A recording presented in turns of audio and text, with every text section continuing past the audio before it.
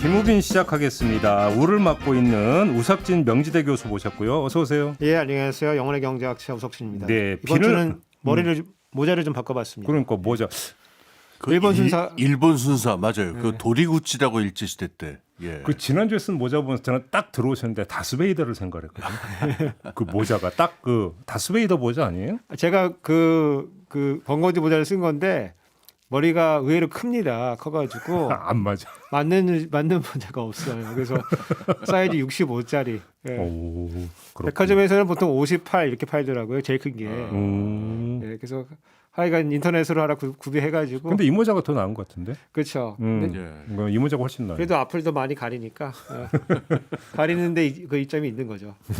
알겠습니다. 지금 나아지고 있는 거죠? 예. 알겠습니다. 관리 잘하시고요. 감사합니다. 예. 비를 맡고 있는 홍기빈 글로벌 정치경제연구소장 모셨습니다. 어서 오세요. 예, 먹고 살자 홍기빈입니다. 네, 우석진 교수님이 오시니까 다시 먹고 살자가 다시 부활을. 그렇습니다.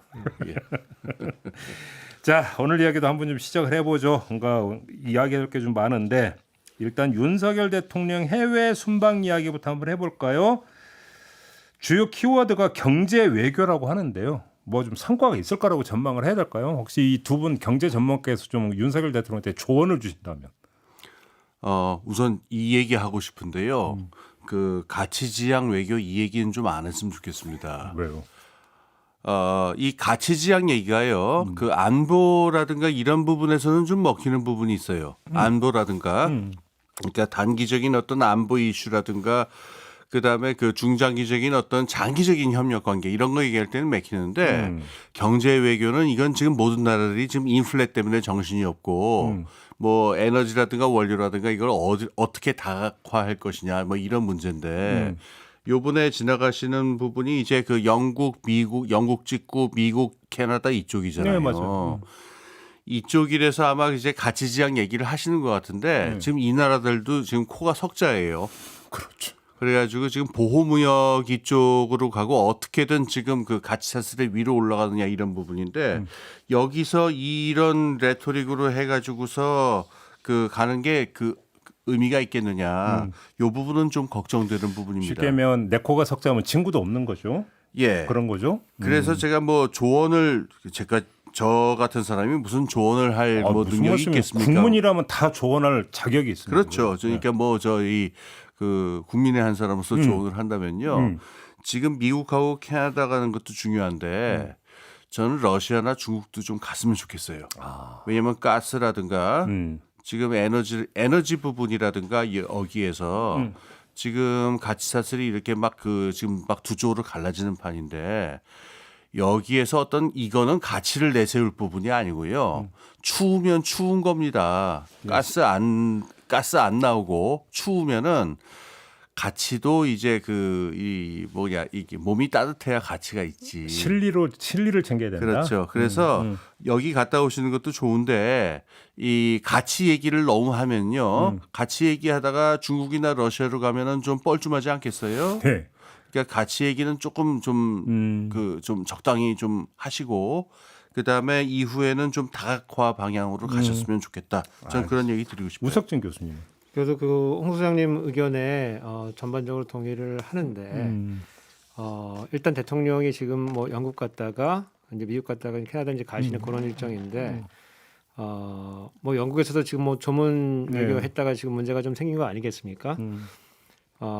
미국에서도 지금 다양한 지금 법안들이 막 그 처리가 되고 있는데 지금 외교 네트워크 이런 데 조금 문제가 좀 있는 것 같아요. 그러니까 예컨대 뭐 지금 영국 대사도 없고 공석이고 이러기 때문에 현장에서 지금 조치가 지금 안 느려지는 거고 미국도 지금 예외적인 상황은 아닌 것 같아요. 미국에서 우리 국익에 심각한 영향을 줄 수 있는 법안이 진행이 되고 있는데 그냥 몰랐다는 그런 얘기고 추경호 부총리도 나와가지고 그게 법안이 빨리 진행되는 바람에 우리가 뭐 어떻게 할 수 없었다 이제 이런 거거든요. 근데 그게 사실은 BBB라고 하는 그 원래 있던 법안이 이름을 바꿔가지고 그러면서 이제 각국이 이제 필요한 로비들을 조금씩 집어넣어가지고 물론 이제 뭐 부진한 부분은 있지만은 우리나라처럼 이렇게 손 놓고 당하는 나라는 거의 없거든요. 그래서 대통령이 다니면서 네. 이런 경제를 뒷받침할 수 있는 그리고 우리나라 국익을 뒷받침할 수 있는 외교, 네트워크 이거를 점검을 해야 된다. 어허. 그래서 뭐 미국 같은 경우는 사실은 이런 것과 관련된 이제 로비 그룹에 그 로비를 하는 게 뭐 합법이거든요. 그래서 그렇지, 그렇지. 예. 뭐 그런 정보를 조금 만들 수 있는 이걸 취합하고 조금 그 처리할 수 있는 이런 조직들을 조금 강화를 시킬 수 있는 계기를 삼아야 된다. 예. 그래서 그게 이제 하나고 예. 두 번째는 뭐 가장 현안이죠. 예, 그 우리가 이제 한미 정상회담 이런 거 이제 한다고 돼 있는데 뭐 문제가 쉽지는 않을 거예요. 저번 주에도 말씀드렸지만은 전기 자동차 문제, 인플레 감축법. 예, 소위 말하는 이제 IRA라고 하는 그 전기 자동차 구매자들에게 세액공제 형태로 보조금 주는 우리나라가 잘 생각해 보시면은 그 문재인 정부 출발할 때 사실은 수소 경제 한다고 수소 자동차 예. 한참 난리를 쳤어요. 네. 그리고 굉장히 시끄러웠고. 근데 그때 왜 그렇게 됐었냐면은 우리 뭐 현대 기아 자동차 이런 자동차 그룹들이 그 전기 자동차에 대한 특허가 그렇게 많지가 않았어요 당시에. 그래서 우리는 지금 늦게 출발하게 되면은 굉장히 뒤질 수가 있고 그렇기 때문에 다른 옵션 찾아서 간 거거든요. 수소. 그래서 수소로 간 거다. 수소로 갔고 그다음에 뭐 이거는 뭐 약간 뭐 제가 그냥 내피셜인데 예, 또 현대 그 뭐 기아 이런 그룹들이 그 지난 정부의 주요 포스트에 로비들을 많이 했어요. 그래서 인프라를 정부에서 깔아준다 뭐 이렇게 해서 출발을 했는데 막상 해보니까 수소보다는 전기가 엄청 잘 팔리는 거예요. 전기 자동차가. 그럼 미국 내에서 지금 그 현대 기아 차가 지금 거의 뭐 랭킹으로 따져보면 3위였다가 2위로 갔다가 지금 상당히 잘 팔리고 있기 때문에 이쪽으로 조금 뻗어 나가야 되는 이 시점에 예. 지금 미국의 보호주의로 인해 가지고 지금 걸리게 된 거예요. 그렇죠. 예, 그리고 이게 단시간에 끝날 문제도 아니고. 그렇죠. 우리가 이제 뭐 배터리나 이런 그 전기자동차 생산에서 들어가는 이런 부품들을 미국이 말하는 대로 이렇게 생산 라인을 갖출 때까지 이게 계속되는 거기 때문에 그 사이에 최소 시간을 벌어야 되는 거거든요. 그래서 그 어렵겠지만은 그 부분을 조금 관철을 시켜야 된다. 최소한 그 중간 선거 이후에 어떤 행정명령을 통해서라도 뭐 그레이스 피리어드를 뭐 5년 받는다든가 적용을 조금 나중에 한다 이렇게 받든다든가 아니면은 뭐 미국 내 생산하는 뭐 이런 그 비중에 따라 가지고 그거를 일부라도 받을 수 있게 한다든가 하고 하는 여러 가지 방안들을 제안하고 안 되면은 우리도 보복을 할 수 있다는 이런 그렇죠. 그 뭐라고 할까 결기를 가지고 해야 된다. 그래서 제가 좀 걱정이 많이 되는 게 며칠 전에 이제 그 대통령께서 뉴욕 타임즈랑 인터뷰를 했는데 너무 한쪽으로 경도가 되어 있다고 저는 느낌이 들었어요. 그래서 그게 홍 소장님 말씀하신 거하고 같은 건데 그렇죠. 이미 한쪽으로 너무 경도돼 있으면은 그러면은 거기는 결기를 보일 결기를 보일 수가 없거든요. 그러면은 우리가 받아낼 것도 이제 없게 되는. 그래서 우리 그 반만년 역사에 한민족이 보여온 거는 실리 외교거든요. 그렇죠. 이 수많은 강대국 사이에서 우리가 맞아. 어떻게 살아남았냐 그러면은 그런 실리 외교를 통해 가지고 살아남은 거거든요. 갑자기 너무 이념으로 너무 한꺼번에 가버리면은 경제도 우리의 생존도 보장 못한다. 이거 네. 조금 아셨으면 좋을 것 같아요. 저 하나만 좀 덧붙여서 말씀드리고 싶은 게 있는데 이 바이오 부분의 중요성 좀 알 필요가 있어요. 지금 미국이 지금 비비시다 그래갖고 지금 뭐 반도체나 전기차뿐만 아니고요. 이 생명공학 이쪽을 굉장히 지금 강화하려고 그러는데 요건 사실 윤석열 대통령 그 본인 문제보다도 그 외교부라든가 우리나라 이제 관료 부서에 대해서 제가 좀 걱정이 되는 부분인데 잘 알아서 하실 거라고 믿고 있다가 요번에 그 자동차 때 한번 우리가 왜 당했잖아요. 근데 우리나라 이제 바이오 산업에 대해서 그동안 굉장히 많은 투자를 했었어요. 네, 맞아요. 예. 그런데 그 지형을 보면은 좀 남맥상까지는 몰라도 굉장히 어지럽습니다.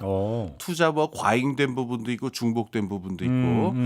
그래서 이번 기회에 이제 우리나라 바이오 산업은 그럼 어떻게 정리를 하고 어디로 나갈 것인가에 대한 저것도 해야 되는데 이거를 산업 문제뿐만 아니고 외교 부분이나 이쪽에서 이걸 잘 파악을 해서 이거를 미국이나 그 지금 전 세계적인 바이오 산업의 그 미국 중국으로의 이원화 부분에 어떻게 대처할 것인가에 대해서 좀 계획을 마련을 해야 되는데 제발 이번에는 저 외교부라든가 이쪽 그 저 관료분들이 좀 바짝 정신을 차리고 잘 준비를 해주셨으면 좋겠습니다. 그러니까 제가 이번 윤석열 정부에 있어가지고 일 처리하는 걸 보면은 대부분의 경우에 마스터 플랜이 없다. 예. 예, 그때 닥치면 그냥 누가 하는지도 알 수가 없고 차라건 주워오고 마스터 플랜은 없고 이런 겁니까? 보통은 이제 그 어떤 정책 같은 걸 하게 되면은 이슈 페이퍼라는 것들을 사람들이 써요. 예, 그래서 지금 현안이 이렇게 되고 있는데 전체 맥락상에서 우리가 이런 방향을 가야 된다. 그래서 전체 그림도 나와야 되고 그다음에 지금 우리가 해야 될 방향도 나와야 되고 그러면서 이제 구체적인 방안들이 나오게 되는데 그렇죠. 지금 그런 것이 없다는 생각이 좀 들어요. 예컨대 뭐 당장 경제 문제는 아니지만 영빈관 짓는 문제도 예. 이게 뭐 어느 장단에서 이게 영빈관이 나오게 돼 가지고 어디다가 뭐 예산을 얼마로 뭐 몇 년을 사용할 어떤 용도로 이런 게 나와줘야 되고 이건 나와주는 건 전혀 이상한 건 아니거든요. 그리고 공개되는 것도 아무 이상한 것도 아닌데 이런 거 없이 그냥 갑자기 탁탁 튀어나와요. 지금 뭐 경제나 외교 이런 문제들도 지금 큰 플랜이 지금 사실은 없고 그냥 그때 터지고 나면은 그때 현안 땜질식으로 하게 되기 때문에 국민들이 상당히 불안하다. 그렇게 되면은 그래서 지금 지지율이 이제 30% 정도 되는데 조금 더 한 발짝 물러서 가지고 큰 그림도 그려가면서 현안도 대응해주는 이런 안정적인 운영이 필요하다. 안정적인 운영. 그러니까 좀 뭐 전문가들은 그래서 이제 지금 그 우석준 교수가 말씀하신 마스터 플랜 그 이야기를 하면서 인수위 시절까지도 이제 거슬러 올라가서 지적들을 많이 하더라고요. 사실은 그런 게 인수위 시절에서 사실은 좀 제대로 이제 다 가다듬어졌어야 되는데 이게 안 된 거 아니냐. 뭐 이런 얘기도 많이 그러니까 하더라고요. 그 인수위원장이 이제 안철수 의원이었으니까 안철수 의원님이 사실은 윤석열 대통령의 마음 모르잖아요. 그리고 뭐 애매모호하게 또 그분도 특성 아니겠습니까? 그래서 그때 당시에 국민의 뜻. 새 정치 뭐 이런 거니까 하여간 그때 그런 것들이 만들어져서 그게 부처로 가서 구체화되었어야 되는 건데 그렇죠. 그때 이제 이거 좋은 아이디어인데 좋아 빠르게 가 이런 식으로 가게 되기 때문에 예컨대 무슨 뭐 취약 연령 5세로 조정한다 이런 네. 것도 어떻게 좀 중장기적으로 생각해 보면은 뭐 하나의 방법일 수도 있어요. 공론에 붙여질 수 있는 사안이 있어요. 근데 갑자기 신임 교육부 장관이나 대통령이랑 갑자기 좋은 아이디어인데 이러면서 갑자기 빠르게 실행을 하라 그러니까 난리가 나고 아무것도 안 되는 거거든요. 그래서 그러니까. 바쁠수록 돌아가라고 했다고 조금 차분차분히 이런 큰 문제들도 우리가 전체 국익을 위해서 어떤 방향으로 가야 되는가를 가지고 너무 밖으로 드러내지 않고 조금 뭐 중간지대라는 게 없을 수도 있지만 그래도 왔다 갔다 잘 하면서 그렇게 생존의 문제를 좀 고려하고 국익 문제를 고려할 필요가 있다. 그 한미 정상회담 관련해서 좀 하나 좀 특화시켜서 질문드리고 싶은 게 지금 뭐 저희가 지난주에 환율도 좀 이야기를 한 바가 있었는데 이러다 보니까 양국 정상회담에서 통화 스와프 이야기가 나오는 게 아닌가 뭐 또 이런 어떤 그 보도도 나오던데 통화 스와프 체결 당사자는 중앙은행이라면서요. 그렇게 하게 돼 있죠. 그렇게 하게 돼 있지만은 여하튼 지금 환율이 지금 심상치가 않죠. 그래서 저는 이제 그 관료들이 우리나라 그 원화의 평가 절하를 조금 더 해야 된다고 보고 용인을 지금 해가지고 1,400원에 지금 붙었어요 거의 붙었습니다. 그럼 이 정도쯤 오면은 이제 우리 평가절하가 1,300원, 1,400원 정도로 됐기 때문에 이제는 개입할 때가 됐다라고 보고 최근에 이제 하느니 뭐 몇 번에 걸쳐 가지고 지금 그 전에 구두 개입만 하다가 실제 외환 시장에 지금 개입을 했다는 뛰어들어서 소문이 총알을 강하더라고요. 지금 쓰고 있어요. 아 그래요? 예. 그 얘기는 이제 여기서 더 밀리게 되면은 우리가 원하지는 않지만은 외환 위기에 이제 징조가 조금씩 나올 수 있다고 보는 거거든요. 예. 생각해도 저 치들리네. 조금만 그 얘기 드릴게요. 그러니까 지금 1,400원이라는 그 환율이 좀 예민한 게 그 옛날에 깡드스위 라인이라고 IMF. 있었어요. 예, 예, 아우 예. 듣기도 싫은 이름. 그때 그 1,400원이라는 항공이 있어가지고 네. 이게 심리적인 어떤 그게 굉장히 강하죠. 네. 그러니까 1,400원을 뚫으면은 이거는 좀 문제가 있으니까 여러 가지. 상징적 의미도 있다. 예, 그래서 실질적으로 그 돈을 풀었다라고 하는 이제 소문이 이제 그 추측이 강하죠. 그래서 지금 뭐 아까 말씀하신 그 통화 스왑 이야기도 나오는데 우리가 2008년 상황에서 왜 통화 스왑으로 이제 문제를 좀 해결한 부분이 있지 않습니까? 그런데 이거는 통화 스왑이라고 하는 거는 외교적인 면이 강해요. 아 그래요? 예, 그러니까 어떤 그 경제적인 논리로 하자면은 뭐 이게 뭐 통화 스왑을 하자 그러면은 뭐 이거 지금 달러 아쉬운 나라가 한둘인가요? 그렇지. 그러니까는 이거는 뭐 절차로 보면 이게 중앙은행끼리의 저거긴 합니다만은 그리고 중앙은행이 독립돼 있기는 합니다만은 이게 가능해진다라고 하는 건 어떤 외교적인 협력이라든가 이런 물밑 작업이 중요할 텐데. 외교 좀 밑자락을 좀 깔긴 깔아야 된다. 그렇죠. 그래서 이건데 이게 어떤 식으로 진행되고 있는지는 저도 잘 모르겠습니다. 그런데 그냥 막연한 감입니다만은 지금 같은 상황에서 미국이 그 달러를 갖다가 지금 뭐 요새 막 킹 달러 막 이럴 정도로 막 한참 올라가는데 2008년 상황은 좀 다른 게 있죠. 그때는 그러니까는 뭐 이렇게 의식적으로 달러를 갖다가 뭐 어떻게 하겠다 뭐 이런 그런 상황이 아니었고 전 세계가 지금 난리였는데 지금 같은 상황에서 그 통화 수합을 갖다가 하는 게 이렇게 쉬울 것이냐, 그 특별한 어떤 계기가 있을 것이냐, 그건 잘 모르겠습니다. 예. 우석진 교수님 어떻게 전망하세요? 그러니까 그 아까 그 1,400원 이제 언저리 이제 환율 이제 여기서 이제 또 밀리게 되면은 이제 정말 이제 환투기 세력한테 이제 먹잇감이 이제 막 될 수가 있거든요. 네. 그래서 통화 당국들도 이제 좀 나서는 것 같아요. 이 정도쯤이면은 이제 우리가 평가 절하도 조금 됐고 그리고 이제 우리가 좀 나설 때가 됐다. 근데 이게 뭐 세상이 만만치가 않은 게 내가 생각한 거랑 남들이 생각하는 건 다를 수가 있거든요. 그렇죠. 그러니까 이제 하나의 그 지지 기반으로서 통화 수합이 이제 또 필요한 시점이 좀 왔다고 봐요. 그래서 대통령이 미국을 이제 방미하니까 좀 이야기를 잘 풀고 이야기를 좀 풀어나가서 요거를 하나의 선물로 가져올 수 있다고 하면은 최근에 이제 그 윤석열 대통령 취임의 성과가 뭐 거의 뭐 없다고 보는데 있으나 잘 보이지 않는. 확실하게 점수 딸 수 있는 하나의. 그래도 뭐 국민들이 봤을 때 뭐 전용기 타고 영국 갔다가 미국 갔다가 캐나다 갔다가 이렇게 돌아온 그런 거에 뭐 성과 정도는 내세울 수 있는 거 아니냐. 무슨 사실은 원래 그동안 대통령실이 내세웠던 거는 동맹이거든요. 동맹을 강화했다고 했는데 그렇죠. 우리가 전기자동차 사태에서 지금 뒤통수한테 맞지 않았습니까? 그 동맹이라는 게 지금 무슨 소용이냐 지금. 그렇지. 먹고 사는 문제에서 사람들이 국민들에서 의구심을 갖고 있는 상황에서 이런 거라도 하나 해올 수 있다고 하면은 그래도 작은 그렇죠. 득점 하나씩 해가지고 경제 대통령이라는 이미지를 조금씩 만들어갈 수는 있을 것 그래서 같긴 하거든요. 환율 얘기 나온 김에 뭐 그 얘기까지 다 하면은요.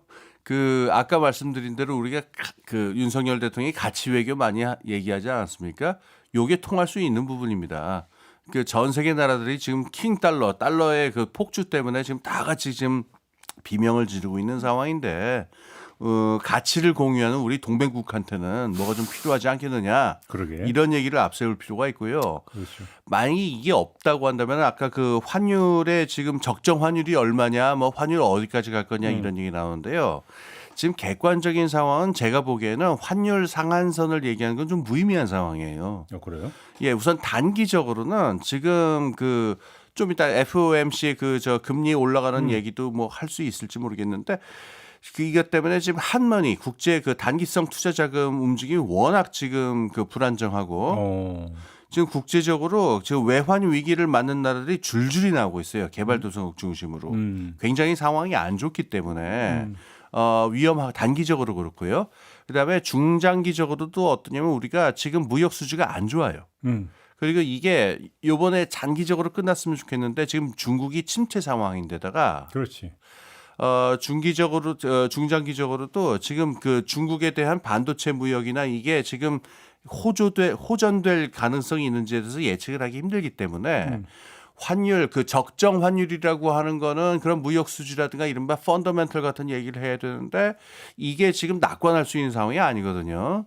그래서 지금 사실은 우리나라 환율이 그 상한선이 어디까지냐라는 걸 말하는 건 무의미할 정도로 좀 저러니까 요번에 미국 가신 김에 우리 그 가치 동맹 그러니까는 스왑이라고 이런 것들을 좀 챙겨 오시면 좋을 것 같습니다. 환율하니까 갑자기 옛날 얘기 그 전설처럼 내려오는 네. 제 지인의 지인이 겪었다라는 실화라고 그러니까 물론 저는 확인은 안 했습니다만 IMF 전에 환율이 800원, 900원일 때가 있었죠. 그렇죠. 예, 예. 500원 할 때도 있었습니다. 그때 제 지인의 지인이 이민을 그러니까 결심을 하고 국내 재산을 전부 다 팔았대요. 예. 그래서 달러로 바꾸고 딱 이제 딱 하려고 하는데 IMF가 터졌대. 예. IMF에 한번 환율이 1,800원까지 간 적이 있었네. 예, 맞아요. 근데 안준전에서 2배가 돼버린 거잖아. 예, 예, 예. 그래서 그냥 눌러 앉았다라는 이런 전설 같은 얘기가 저도 전해지고. 그 똑같은 전설이 있는데 저희 이제 선배가 이제 IMF 전에 유학을 가려고 환전을 하고 그 하여간 돈을 조금 환전을 해가지고 유학을 간 거예요. 미국 유학을 가서 학비도 내고 해가지고 다시 한 2, 3년 있다 들어왔는데 그 돈이 늘어서 왔다는 거 아니겠습니까? 그렇죠. 예. 예, 하여간 진짜 하여간 네. 호랑이 담배 피던 시절 얘기. 아 그렇게 되는 겁니까 벌써? 근데 그 시절이 다시 돌아오는 거예요. 지금. 근데 환율 얘기 나왔으니까 이 얘기까지 조금 전에 그 홍기빈 소장께서 잠깐 말씀해 주신 거 1%포인트 금리 인상이 실제로 가능한 겁니까? 가능할 뿐만 아니라 가능성이 꽤 높죠. 한꺼번에 1%를 올린다고? 예, 예. 이야. 그 이제 94년부터 그러니까 미국 연준이 그러니까 얼마를 올리겠다라고 하는 거를 예시하기 시작한 거는 94년부터로 제가 알고 있어요. 그 이후로 처음 있죠. 만약에 1% 저기 되면은 우리나라 시간으로 아마 목요일 아침에 나올 텐데 그 가능성이 지금 굉장히 높아졌습니다. 그 지난주에 그러니까 그 시카고의 그 기준금리 선물 시장이 있거든요. 거기서 예측을 할 적에 요번에 0.75%가 압도적이었어요. 95% 넘게 압도적인데 지금은 아마 한 30% 넘는 사람들이 1% 될 거다라고 예측하고 있는 것 같아요. 그래서 이게 왜 이렇게 됐냐면은 아주 간단하게 말씀드리면은 지난주에 왜 그 물가지수 발표가 있었잖아요. 물가지수 발표 자체는 그렇게 대단한 숫자가 아니었는데 근원 물가지수라는 게 있어요. 이제 코어 CPI다. 요거는 뭐냐면은 소비자들의 실제 기대 인플레이션 심리를 반영하는 저건데, 그러니까 지금 뭐 에너지값, 뭐 식량값 올라가는 거는 뭐 사람들 다 아는 얘기니까. 근데 에너지 가격은 지금 많이 내렸어요. 한 5% 내렸거든요. 그럼 이게 내려가야 되는데 지금 말씀드린 소비자 기대 심리는 오히려 올라갔고 예상치보다 올라갔으니까 이건 뭐냐면은 이미 불이 그 심리로 옮겨 붙은 게 아니냐라고 하는 것 때문에 많은 투자기관들과 투자자들이 지금 좀 패닉을 한 상태예요. 근데 이제 기대 인플레를 잡으려면은 이거는 어쩔 수 없이 금리를 올려서 때려잡는 수밖에 없다라고 하는 여론이 높아지니까 예측된 0.75 가지고는 부족하다.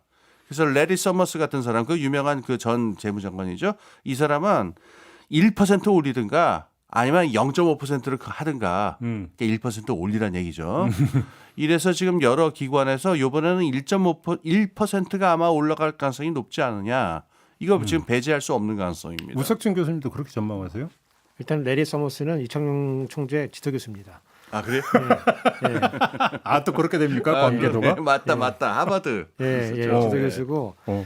그 집안이 굉장히 유명한 경제학자 집안이에요. 오. 그 하여간 경제학 그 교과서 중에 제일 많이 그 팔린 교과서 중에 하나가 폴 사뮤엘슨이 쓴 이제 그 경제학 원론책이 있어요.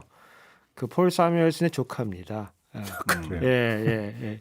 형의 이제 아들인데 어. 예, 형도 폴 사뮤엘슨이 형이니까 형도 사뮤엘슨 아니겠습니까?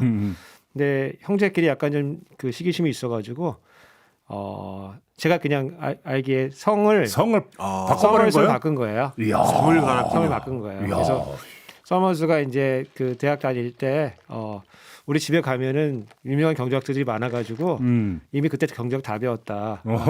하여간 이제 그 서머스가 이제 그런 사람인데 네. 아까 그 서머스가 한 얘기도 전 말이 될 것 같아요. 근데 저는 이제 그 홍수정님하고 조금 다른 의견인데 저는 0.75 정도를 갈 것 같다는 생각이 좀 들긴 해요. 그것도 이제 작은 분야는 아닌데 그렇지. 원래 이제 한 7% 정도 월가에서는 7% 정도 CPI가 나올 거라고 생각을 한 건데 막상 까보니까 8.3이 나온 거거든요. 그래서 내려가는 속도가 진정된 거는 맞는데 생각보다 많이 진정되지는 않은 것 같아요. 이게 반응이거든요. 그러니까 월가에서 예측하기에 그렇다면은 그 중앙 연준도 조금 더 세게 갈 거 아닌가 그런 판단을 하니까 막 그 주식시장이 막 폭락하기 시작한 거거든요. 근데 거기에다가 더 불을 붙일 필요는 없다. 사실은 지금 내려가는 추세이기 때문에 우리의 의지가 꺾이지 않았다는 것만 쭉 보여주면 되는 거지. 여기다가 깜짝 놀랄 정도로 1%포인트를 더 간다 이러면은 아무래도 경제를 생각 안 할 수는 없거든요. 그래서 저는 0.75 정도도 거의 충분하다고 볼 것 같고 이제 문제는 우리나라하고 금리 역전 현상이죠. 근데 0.75를 하더라도 상당히 그러니까 높은 인상. 그럼 우리는 어떻게 해요? 그럼? 그러니까 이제 우리는 지금 이창용 총재가 말씀하시는 거는 저번 그 금통위원 끝나고 말씀하신 거는 우리는 0.25씩 꾸준히 간다. 이제 요거예요. 그러면은 지금 동률인데 거기 0.75 올리고 우리 0.2 올리면은 0.5 그렇죠. 차이가 나고 네. 다음에 한번 또 그런 일이 또 발생하면은 네. 그러면 이제 1% 역전되는 거거든요. 100bp 역전되는 건데. 황새 뱁새 상황이 벌어지는 거죠. 이제부터는 우리가 몇 번 가보지 않은 길을 이제 가야 되는 거예요. 금리가 역전된 상황에 하에서 금리를 따라갈 것이냐, 아니면은 1% 역전된 거는 우리가 한동안 감내할 수 있는 상황이냐. 근데 그 전에 두 분이 이제 진단하시면서 했던 얘기가 금리 역전 현상이 우리나라에서만 나타나는 현상이 아니기 때문에 네.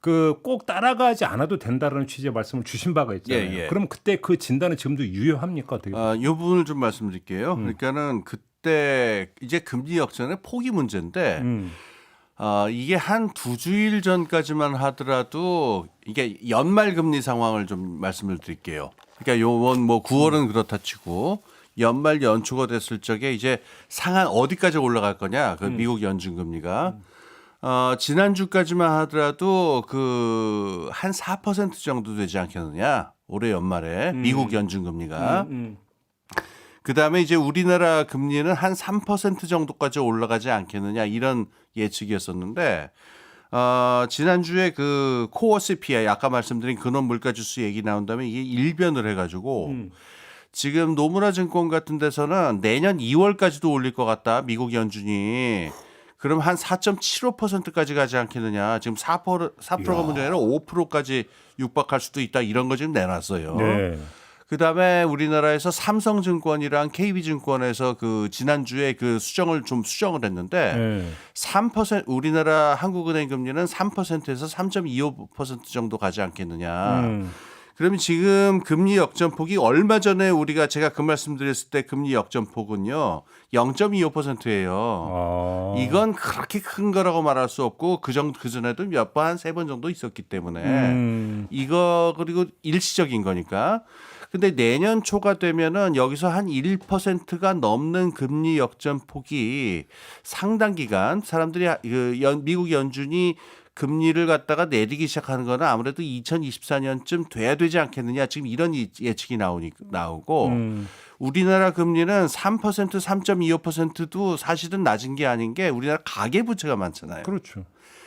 지금도 뭐 주담대 금리가 뭐 8% 이렇게 될 가능성이 높다 이렇게 얘기가 나오는 판이니까 사실 한국은행은 3.25%보다 높게 올리는 데는 무리가 있어요. 그럼 여기서 1%가 넘는 금리 역전이 한 1년 정도 뭐 1년까지 안 가기를 바랍니다만은 이거는 지난번에 말씀드린 0.25% 정도의 금리 역전하고는 상황이 좀 달라져요. 아, 그거는 좀 그러면 얘기가 좀 달라지죠. 얘기가 좀 달라지는 거죠. 예. 우석준 교수님 어떻게 보세요? 일단 지난 그 금통위원회 그 회의 끝나고 나서 이창용 총재가 설명한 거는 우리가 몇 번은 아니지만 1포인트 역전된 것도 우리가 해봤는데 사실은 뭐 여러 가지 그 요인으로 그 자본 유출입이 결정되는 거기 때문에 그 정도까지는 상당 부분 유지할 수 있다고 본다. 예.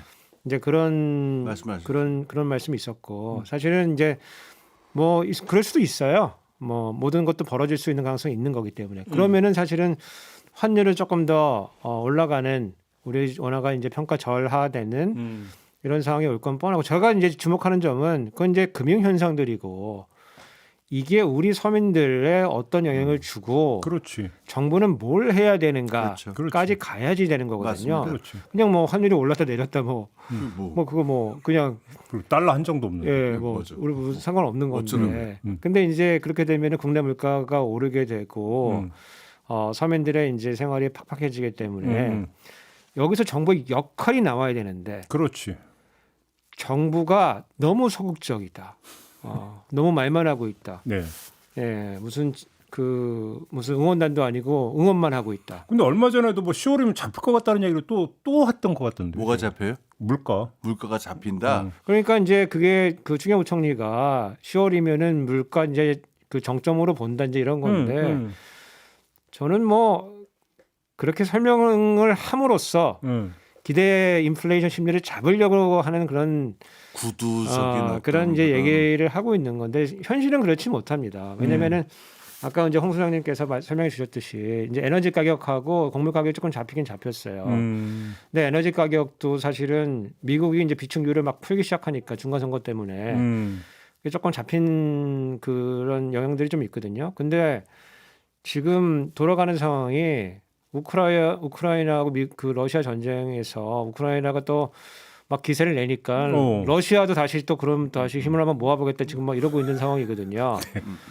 그래서 거기도 심상찮게 돌아가고 또 유가가 떨어지니까 오펙도 감산하겠다고 나오거든요. 그러니까 세상이 그렇게 만만하게 한 방향으로 돌아가지가 않습니다. 그래서 에너지 가격에 있어가지고 아직도 위험이 존재하고 그 다음에 이제 우리나라 같은 경우는 이제 그 공공요금 관련된 것들이 이제 인상이 줄줄이 이제 기다리고 있어요. 그렇기 때문에 10월이 정점이다라고 하는 거는 그냥 그 내가 말하는 대로 실현되리라라고 하는 그냥 희망 고문이다.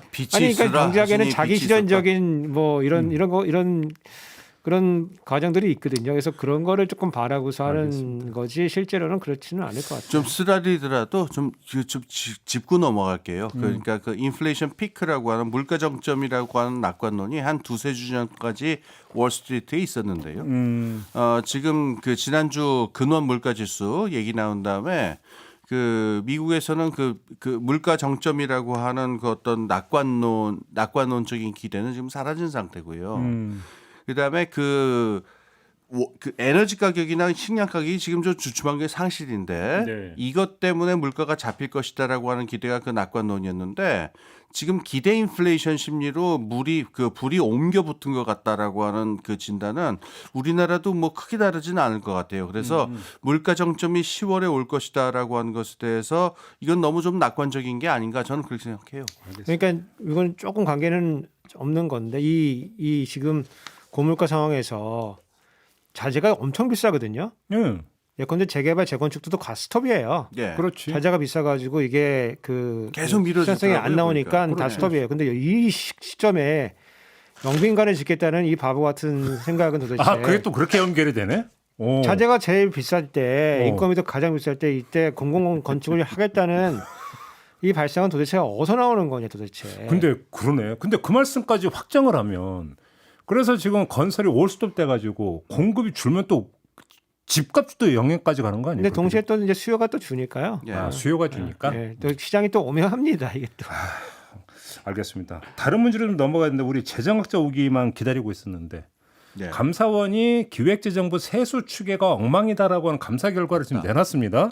딱 이 뉴스를 보는 순간에 저는 우석진 교수님을 제일 먼저 떠올랐는데 왜냐하면 이 자리에서 여러 번 얘기했거든. 자 일단 감사원의 감사 결과에 대한 총평부터 좀 해주신다면. 제가 보니까 감사원 때문에 개콘이 부활할 수가 없다. 왜요? 개콘 부활이 아득해진다. 감사원 때문에? 감사원 때문에. 왜? 일단 그 미래를 예측한다는 건 어려운 작업이에요. 그게 무슨 기재부가 아니라 기재부 할아버지가 와도 세수 추계를 맞춘다는 거는 그건 어려운 일입니다. 그거는. 그래서 우리가 보통 예측을 할 때는 뭐 5%에서 10% 정도 틀려도 그냥 가는 겁니다. 그런 거는. 선진국에서 그것 때문에 뭐 문책하고 이런 건 없어요. 왜냐면 이제 세수가 많이 거치면은 채권을 좀 덜 발행하고 국채를 세수가 좀 덜 거치면은 국채를 조금 더 발행해가지고 그렇게 그냥 사후적으로 맞추는 식으로. 예 그리고 우리가 수학적으로 봐도 사전적으로 이게 맞춰지는 거지 사후적으로는 다 틀리는 겁니다 그게. 그래서 사실 큰 문제는 아닌데 최근에 이제 20%씩 틀리니까 그러니까. 그거는 니네가 구조적인 문제가 있는 거 아니냐 한번 점검해 보자라고 하는 것까지는 좋았어요. 그래서 감사원이 이제 이른바 그 성과 감사라는 걸 하고 들어갔거든요. 그래서 그 보고서가 이제 공개가 되고 보도 자료가 나와서 제가 그거를 다 봤죠. 이게 약간 과장해서 말씀드리면은 감사원의 보고서에는 맞는 얘기가 단 한 줄도 없어요. 뭔 얘기야 이건 또. 네. 왜? 왜냐면 이게 사실 굉장히 전문적인 비즈니스잖아요. 그리고 이 또 조세와 관련된 제도와 이 예측 모형을 할 수 있는 인력이 상당 부분은 기재부 세제실에 모였다고 봐야 되거든요. 감사원에는 없는 것 같아요. 오히려 전문적 식견이 더 떨어진다. 아니 너무 통계학의 기본이 안 돼 있어요. 그래. 그래서 보고서를 보면은 진짜 저희 우리 쌍팔년도에 가르치던 그런 내용들이 다 들어가 있고 지금 더 이상 가르치지 않는. 그래서 제가 가장 코미디라고 느낀 건 뭐냐면은 이 감사원 보고 성과 감사한 보고서의 내용이 제가 봤을 때 거의 다 틀린데 이거를 갖다 놓고서 책상에 앉아가지고 그 세제실 공무원들 앞에다 앉혀놓고서 막 혼냈을 거 아니겠습니까? 그렇겠지. 니네가 이걸 고쳐야 되고 저걸 고쳐야 되고 이런 식으로. 그러면 그 능력 있는 세제실 공무원들이 앉아가지고 네 알겠습니다 반영하겠습니다 이랬을 거 아니겠습니까? 이런 코미디가 어딘데 세상에. 그래서 제가 뭐 이거 내용을 구체적으로 말씀드리기는 조금 좀 내용이 좀 전문적이라. 좀 어렵지만은 제의 그 통계 계량 경제학 식견으로 봤을 때 뭐 제가 뭐 제일 잘하는 사람은 아니지만은 제가 이런 비즈니스를 많이 해온 사람을 봤을 때는 감사원은 이런 감사를 하면 안 된다. 그러면 잠깐만. 근데 그 교수님께서 이 자리에서 기재부가 세수 추계 틀린 부분에서 여러 번 지적을 하신 바가 있잖아요. 그럼 그건 어떻게 이해를 해야 되는 거예요? 저는 그거는 그 세제실이 정치를 했다고 보는 거예요. 그러니까. 왜냐하면 예컨대 올해 53조가 들어온다고 그 세수 추계를 놔두고서 그거에 기반해가지고 5월달에 소상공인 자영업자에 대한 그렇지. 지원을 한 거거든요. 그렇죠. 근데 이제 그때부터 53조 안 들어온다. 그러니까 일부러 낮춰 잡았다. 고의다. 일부러 크게 잡았다는 거죠. 올해 같은 경우에는 53조. 그러니까 왜냐면 돈을 쓰기 위해서. 예정이다라고 돈을 내가 여러분. 왜냐하면 국채 발행을 해가지고 쓰면 되는데. 왜냐면 윤석열 정부가 그 뭐 재정 건전성 이런 걸 내세웠기 때문에 국채 발행 없이 이제 한다고 하니까 세수가 많이 들어온다고 뻥튀기를 한 거거든요. 그러면은 여러 가지 시나리오가 있잖아요.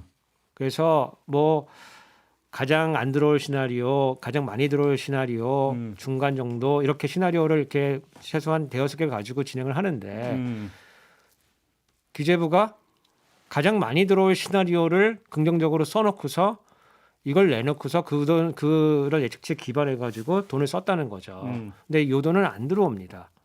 요 돈은 일단 뭐 경제가 생각보다 그렇게 지금 잘 돌아가지가 않거든요. 그러면 잠깐만. 그러면 문재인 정부 때는 오히려 기재부가 돈 없다고 해서. 근데 민주당에서 막 그때 들고 일어난 적도 있잖아요. 일부러 세수축에 그렇게 해가지고 뭐가 추경 편성과 줄여버리고 이런 거 아니냐. 그러면 그때도 정치였고. 근데 윤석열 정부 들어서는 정반대로 정치했고 이런 그렇죠. 얘기가 되는 건가요? 그러니까 근데 보통은 이제 세수축에는 보수적으로 해요. 그렇지 사실. 보수적으로. 왜냐면은 사실은 그냥 일반적으로 해도 되는데 우리나라에서 예컨대 세금이 조금 더 들어와서 요거를 다음에는 넘기고 국채 발행을 좀 줄여. 그러면 칭찬받는데 그렇지. 세금 좀 덜 들어왔어 이러면 그때부터 막 혼나거든요. 그렇지. 그러니까 이제 세수가 조금 들어올 거라고 보수적으로 보통 예측을 해요. 네. 근데 이제 문재인 정부 때는 문제는 뭐냐면은 이제 뭐 이건 제 생각인데 제 관측인데 기재부 공무원들이 민주당의 지도부를 안 믿었죠. 그러니까 더 과도하게 보수적으로 하고 더 적게 잡았다. 예. 그래서 결과적으로 보니까 문재인 정부가 그 긴축 재정을 한 거예요. 결과적으로 보니까 지출도 많이 했는데 아이고, 세수가 더 많이 들어와가지고 그렇네. 흑자가 막 나는 거예요. 그래서 결과적으로 그렇네. 그래서 이제 초창기 어떤 문제가 생겼냐면은 이제 돈이 남았어요. 연말에 되니까. 근데 문재인 정부 그 청와대에서 이 돈을 쓰고 싶은데 기재부에서 이 돈을 막 갖기 시작하는 거예요. 그래서 다툼이 벌어졌어요. 그게 이제 신재민 사무관 사건인데 그래서 난리가 났죠 나중에. 예. 그러니까 기재부는 예컨대 10조가 남았다. 그러면 있는 거기 이제 국가재정법에 따라서 돈을 이제 갖게 돼 있거든요. 근데 이제 청와대에서는 이 10조를 내년에 넘기고 쓰고 싶은데 저것들이 우리 못 쓰게 하려고 돈을 갖고 있다. 이렇게 해가지고 막 우당탕탕탕 싸움이 났었거든요. 물론 다 오해에서 벌어진 일이지만은 여하튼 그 기재부 세제실 물론 뭐 세제실만의 문제는 아니겠지만은 너무 정치를 하고 있다. 그러니까. 너무 정치를 하고 있고 여하튼 이제 그거는 저는 이제 뭐 정치를 하는 거는 사실은 그거는 감사를 받아야 될 문제지만은 그래서 기재부가 맞다는 얘기는 아니지만은 감사원이 써서 보고서는 진짜 너무 엉터리다. 이런 사실 이런 엉터리가 있나 싶을 정도로 엉터리인데 네. 제가 이제 이걸 보고 받은 느낌이 그러면은 이게 제 전문 분야로 들어왔을 때 이게 이렇게 엉터리로 보이는데 다른 분야의 성과 감사, 정책 감사들은 제대로 됐을까? 예. 근데 탈원전 관련된 어. 정책 관련된 보고서, 경제성 평가한 거, 어. 그 감사는 제대로 됐을까?라고 하는 의구심이 드는 거예요. 왜냐하면 그 전에 잘 몰랐을 때는 어련히 뭐 전문가들 섭외해서 잘 했겠지. 이런 생각을 갖고 있었는데 그런 기대감을 갖고 우리가 다 그렇지. 들여다보지는 않잖아요. 그렇지. 어련히 잘했겠어. 그렇지. 이렇게 있는데 제가 요 보고서를 보게 되니까 야 이게 이렇게 엉망인데 다른 거는 뭐 제대로 됐겠어? 잘 생각해 보면은 모든 이 공적 부분에서의 전문성이라고 하는 건 부처에 쌓여 있는 거예요. 그렇죠. 네. 부처가 전문가도 다 데리고 있고 그렇지. 네트워크도 형성하고 그 안에 공무원들이 다 전문가고 다만 이제 일을 하다 보면은 급하니까 아니면 자기 원하는 방향이 있으니까 절차를 어기고 뭐 이런 우리가 해야 되는 것들을 안 하고 예컨대 뭐 이런 설문조사를 해야 되는 설문조사 건너뛰고 막 이런 게 벌어질 수가 있거든요. 그런 거를 감사한다 이런 거는 필요할 것 같아요. 근데 내용의 전문가도 아닌 감사원에 들어와 가지고 자기가 전문가들한테 자문을 받았다고 하지만 몇 마디 듣고 넘어가는 거 아니겠습니까? 그러면 결국은 감사원의 감사는 누가 감사하냐 이 얘기로 연결이 되네. 저는 이제 감사원의 보고서를 감사해야 된다고 보는데 지금 이제 민주당에서 지금 감사원의 개편에 대한 논의가 좀 있잖아요. 네. 그래서 이건 완전히 저 개인적인 생각입니다. 정책 감사 부분은 조금 자제하는 방향으로 개편해야 되지 않냐 이런 생각이 좀 있어요. 왜냐하면 정책이라고 하는 거는 어떤 집권당이 정책을 하고 선거에서 이제 심판받는 방식으로 가야지 감사원이 전문성도 떨어지는데 그 내용을 이게 맞다 저게 맞다 이렇게 판단을 그렇죠. 내리는 지금 그 말씀은 국정 철학에 기초해서 어떤 특정 정책을 그러니까 중점적으로 추진할 수 있고 근데 하다 보면 성과가 좋을 수도 있고 나쁠 수도 있는데 그거를 가지고 정책 감사가 온다면서 들이대는 건 문제가 있다 이 말씀이신 거죠. 그렇죠. 그리고 그거를 할 만한 능력이 있느냐. 여기에 이제 기본적인 회의감을 좀 갖게 되는 거예요. 그래서 네. 제가 뭐 우리 촌철님들이 이 계량 경제나 통계학의 전문가가 아니기 때문에 제가 뭐 자세하게 설명드릴 수는 없지만 진짜 기가 막힙니다, 진짜. 그래서 저희 이 커뮤니티 안에서는 진짜 어디서 무슨 뭐 빙하기에서 얼음 속에 들어가 있다가 지금 나온 통계학자들이 이걸 썼느냐. 예. 이 정도로 지금 그 내용은 근데 그러면 감사원이 감사할 때 그 전문 학자들 도움은 안 받습니까? 자문을 받을 것 같긴 해요. 자문을 받을 것 같긴 한데 아무래도 이게 그냥 일반적인 거면 누구나 자문을 해줄 수가 있는데 조세제도가 엄청 복잡하잖아요. 그리고 이 조세제도를 반영할 수 있는 어떤 통계 계량 모형이어야 되기 때문에 상당히 복잡하고 문제는 뭐냐면은 기본적으로 요즘은 이제 빅데이터라고 쓰잖아요. 데이터 많은 거. 근데 정부에서 갖고 있는 거는 연간 데이터예요, 보통. 그러면 20년이라고 봐야 데이터가 20개밖에 없어요. 아 그래요? 연간이니까 20년이면은 건국부터 해도 뭐 한 70개 정도밖에 없는 거잖아요. 그냥 큰 틀의 데이터 말고는 없다. 세부 데이터는 없다는 얘기는. 없어요. 근데 거기서 개선할 여지도 사실 없는 거고. 그래서 저 같은 경우에는 조금 더 미시 데이터 이런 좀 빅데이터 식으로 해서 여러 가지 정보를 모아서 조금 추적에 반영하는 방식으로 이게 추계가 나가야 되는데 감사원 보고서를 보면은 데이터는 그대로 있는데 무슨 변수를 넣어라 빼라 이런 얘기들이 쭉 써 있는데 그 얘기가 뭐 맞는 얘기가 거의 없죠. 알겠습니다. 그럼 마무리 삼아 요거 하나만 좀 더 여쭤보고 싶은 게 있었는데 아까 잠깐 영빈관 얘기했잖아요. 영빈관 예산 878억을 딱 그 대통령실의 기재부에 던졌을 거 아닙니까? 편성해 달라고. 기재부에서 아니되옵니다라고 얘기가 안 됐겠죠? 그죠? 그다음에 두 번째. 국무회의에서 새 예산은 639조를 그 심의 의결했는데 총리께서 몰랐다는 거 아닙니까? 신문 보고 알았다는데 그게 가능한 일이라고 보십니까? 어떻게 생각하십니까? 저는 어저께 그 한덕수 그 총리의 그 대정부 질의를 자세히 봤는데 전형적인 이제 그 관료의 그 포지셔닝이 딱 느껴지는데 이걸 봐서 딱 위험하다 그러면은 관료들은 아는 척 안 합니다. 몰라, 난 몰라. 난 안전해야 되니까. 욕 먹는 게 낫지. 내가 바보인 게 낫지. 내가 감옥에 가는 건 안 하거든요. 그래서 야 역시 한덕수 총리 진짜 총리 2번 할 만하다 진짜. 딱 보고서 나 몰라. 이게 아니 되는 근데 거고. 자기가 주재한 국무회의에서 의결이 된 건데요. 그러니까 영빈관이라고 하는 거는 규모가 벌써 900조 가까이 되잖아요. 900억 가까이 되잖아요. 그러면은 878억. 예, 그렇죠. 이게 대통령실 예산 중에 작은 부분이 아니에요. 그렇죠. 어떻게 보면은 단일 항목으로 제일 클 수 있어요. 네. 그러면 이게 넘버 원이거든요. 네. 모를 수가 없죠. 그러니까. 모를 수가 없죠. 이게 무슨 수석들이 모른다? 다 거짓말일 것 같아. 난 거짓말이라고 봐요. 왜냐면은 이게 나한테 보고는 되지 않았지만은 이 넘버원 항목이 왔다 갔다 하는데 아니 제일 먼저 살펴봤을 게 사실 대통령실 예산이라고 보는 게 통념 아닙니까 사실? 네. 그렇죠. 그리고 이제 정치적인 함의를 다 따져보죠. 예컨대 우리 비서실장이 예산실장 출신 아닙니까? 김대기. 그렇네.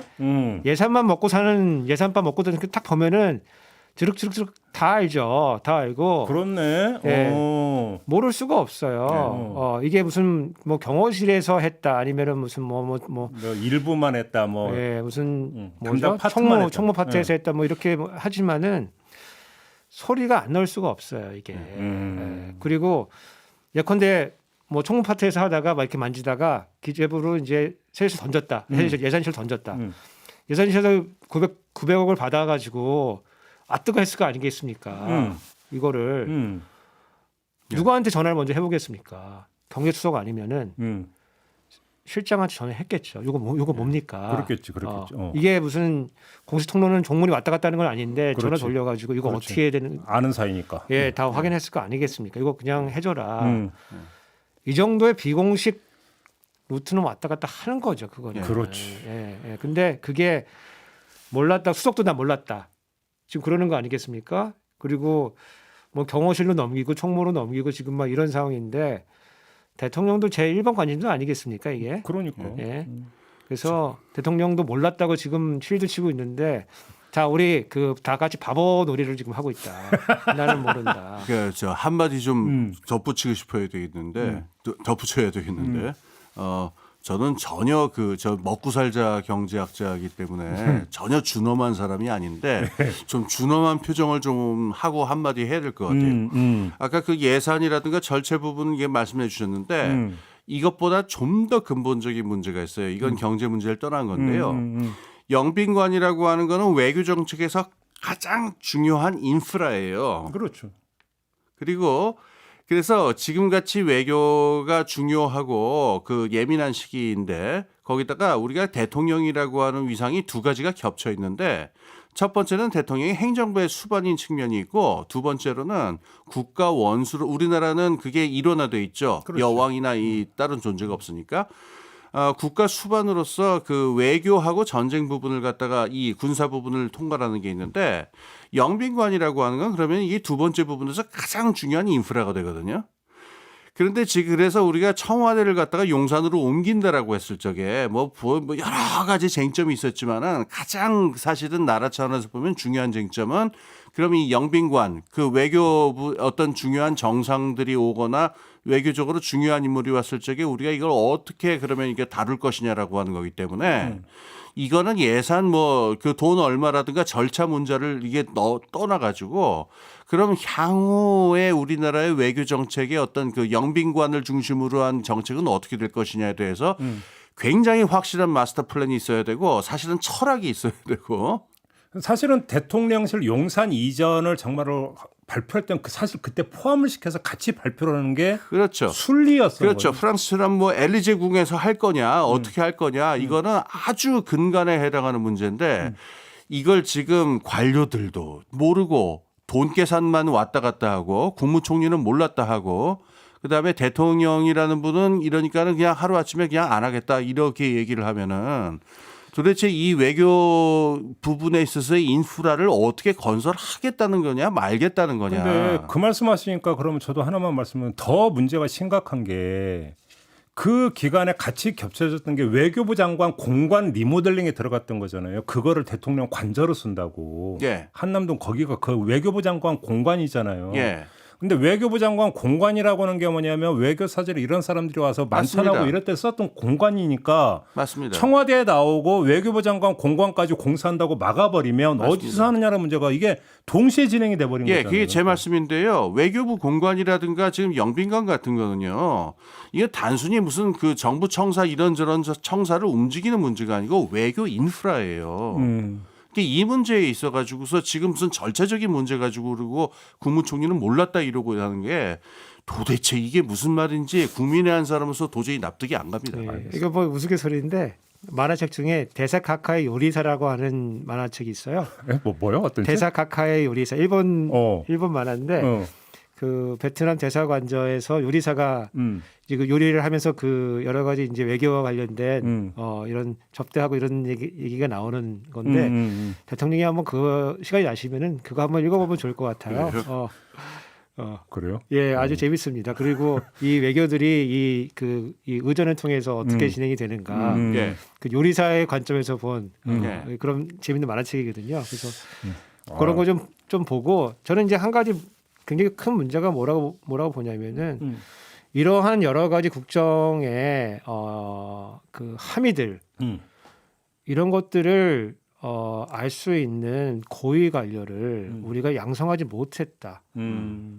책임 있는 검찰총장 출신 아닙니까? 네. 그러면은 어떻게 보면은 공무원 중에서도 거의 장관급까지 올라간 건데 어떻게 이렇게 국정 그 통치와 관련된 기본적인 상식이 우리가 기대하는 것만큼 왜 이렇게 안 나오느냐?